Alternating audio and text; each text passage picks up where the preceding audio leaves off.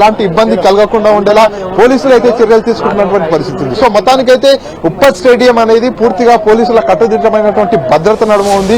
Messy వచ్చి ఆట ఆడే విధానాన్ని కావచ్చు, మెస్సీని కానీ చూసేందుకైతే పెద్ద ఎత్తున అభిమానులు తండోపతండాలుగా తరలి వస్తున్నటువంటి పరిస్థితి ఉంది. సో చూస్తున్నాం కదా, పోలీసులు పదుల సంఖ్యలో ఇక్కడ మోహరించినటువంటి సిచ్యువేషన్ ఉంది. పూర్తిగా ఎలాంటి అన్నోన్ పర్సన్ కావచ్చు, అదేవిధంగా పాసు లేని వ్యక్తి ఎవరు కూడా లోపలికి వెళ్లకుండా ఉండేలా చాలా పటిష్టమైనటువంటి భద్రతను ఏర్పాటు చేశారు. మరికొన్ని క్షణాల్లోనే, మరికొన్ని నిమిషాల్లోనే మెస్సీ, సీఎం రేవంత్ రెడ్డి, రాహుల్ గాంధీ వీరంతా ప్రముఖులంతా కూడా వచ్చేటటువంటి నేపథ్యంలో పూర్తిగా పోలీసులంతా కూడా అలర్ట్ అయిపోయారు. రోడ్డుపై పూర్తిగా ఎలాంటి డిస్టర్బెన్స్ కలగకుండా, గేట్ల దగ్గర ఎలాంటి గొడవ కానీ, ఎలాంటి అవాంఛనీయ ఘటనలు కానీ జరగకుండా ఉండేలా పూర్తిగా పోలీసులంతా కూడా చాలా అలర్ట్ గా ఉన్నారు.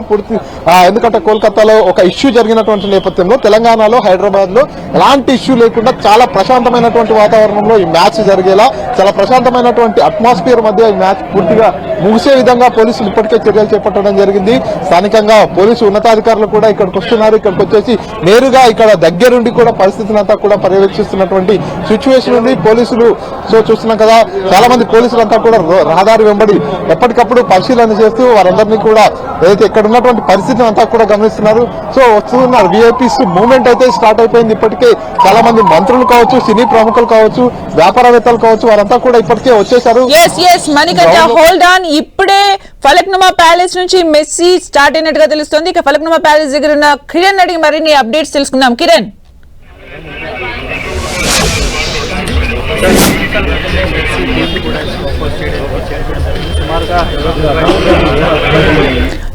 ఫలక్నుమా ప్యాలెస్ నుంచి మెస్సీ ఇప్పుడే స్టార్ట్ అయినట్టుగా తెలుస్తుంది. మరి కాసేపట్లో ఉప్పల్ స్టేడియానికి చేరుకోబోతున్నారు. ఉప్పల్ స్టేడియం దగ్గర కూడా అన్ని ఏర్పాట్లు పూర్తి చేశారు. వేని కూడా కంప్లీట్ క్లియర్ గా ఉంచారు. గ్రీన్ ఛానల్ లో అక్కడికి చేరుకోనున్నారు మెస్సీ. అయితే ప్రీవియస్ షెడ్యూల్ కంటే కూడా కొంచెం టైం ఎక్కువగా అయినట్టుగా తెలుస్తోంది. మరి కాసేపట్లో మెస్సీ అయితే స్టేడియానికి చేరుకోబోతున్నారు. అక్కడ అన్ని ఏర్పాట్లు కూడా పూర్తి చేయడం జరిగింది. రైట్, మనం కిరణ్ దగ్గరికి వెళ్దాం. కిరణ్, కొద్దిసేపటి క్రితమే ఇక్కడ నుంచి ప్రస్తుతానికి ఉప్పల్ స్టేడియంకి మెర్సీ టీం కూడా బయలుదేరినట్టుగా మనం చెప్పుకోవచ్చు. సుమారుగా 20 నిమిషాల వ్యవధిలో వారు అక్కడికి చేరుకోబోతున్నారు. ఇక ప్రత్యేకంగా ఇప్పటికే ఆయన వెళ్లే మార్గానికి సంబంధించి కూడా గ్రీన్ ఛానల్ను ఏర్పాటు చేశారు. ఎక్కడ నిమిషం కూడా ఆలస్యం అవ్వకుండా ఎగ్జాక్ట్ టైంకి ఆయన ఉప్పల్ స్టేడియంకి చేరుకునే విధంగా ఏర్పాటు చేసిన నేపథ్యంలో కొన్ని నిమిషాల క్రితమే ఆయన ఫలక్నుమా ప్యాలెస్ నుంచి ఎటు సీఎం రేవంత్ రెడ్డి, రాహుల్ గాంధీతో పాటు మిగతా వారితో కలిసి జెడ్పీఎస్ కేటగిరీలో కూడా బయలుదేరినట్టుగా మనం చెప్పుకోవాల్సి ఉంటుంది. ఎగ్జాక్ట్గా మరొక 20 నిమిషాల వ్యవధిలోనే అక్కడికి మెస్సీ చేరుకోబోతున్నట్టుగా మనం చెప్పుకోవాల్సి ఉంటుంది. ప్రత్యేకంగా ఇప్పటికే చాలా పకడ్బందీ ఏర్పాటు చేశారు. ఆయన శంషాబాద్ విమానాశ్రయంలో దిగిన దగ్గర నుంచి ఫలక్నుమా ప్యాలెస్లో ఆయన పాల్గొన్న కార్యక్రమం దగ్గర నుంచి ఆ తర్వాత అక్కడికి చేరుకునే వరకు కూడా చాలా పకడ్బందీ ఏర్పాటు చేశారు. ఎందుకంటే ఉదయం చోటు చేసుకున్న పరిణామాల నేపథ్యంలో కూడా చాలా పకడ్బందీగా ఎలాంటి అవాంఛనీయ ఘటనలు చోటు చేసుకోకుండా కూడా చాలా పకడ్బందీగా ఇటు హైదరాబాద్ పోలీసులు కూడా ఈ మ్యాచ్ ని విజయవంతం చేసేందుకు తమ వంతు కార్యాచరణ సిద్ధం చేసినట్టుగా మనమైతే చెప్పుకోవాల్సి ఉంటుంది. ఎందుకంటే సుమారుగా 40 నిమిషాల పాటు ఉప్పల్ స్టేడియంలో మెస్సీ ఉండబోతున్నారు.